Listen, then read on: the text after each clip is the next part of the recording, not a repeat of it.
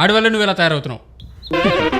దానివల్ల ఎవరితో ఎఫ్ఐఆర్ పెట్టుకుని మొగుడిని చంపేసినట్టు ఈ నా మీద పడతాడేంటి? సంపాదన లేదు, సంతోషం లేదు, ఎప్పుడు చూసినా మాడిపోయిన ముఖాలు, ముడుచుకున్న మూతులు ఇవే కనిపిస్తున్నాయి. కనీసం నువ్వు తినే తిండి కూడా నువ్వు సంపాదించుకునే పరిస్థితిలో నువ్వు లేవు. అది నీకు అర్థమవుతుందా? ఏ నువ్వు తిండి పెడుతున్నావు, తొప్పుడుస్తున్నావా? పెట్టిన దాని గురించి మాట్లాడుతున్నావు. అప్పో, ఇప్పుడు ఈ టైంలో లోపలికి వెళ్తే లాక్డౌనే. ఏ పొడుచుకొచ్చిందా? ఇదే పౌరుషంతో వెళ్ళి ఉద్యోగంలో జాయిన్ అవ్వు. నాకెంత పౌరుషం వచ్చిన సినిమా మీద చూపిస్తాను, ఇంకా దేని మీద చూపించలేను. దానికోసమే ట్రై చేస్తాను, దానికోసమే బతుకుతాను. ఎంత టైం అయినా నేను వెయిట్ చేస్తాను. నేను వెయిట్ చేయలేను.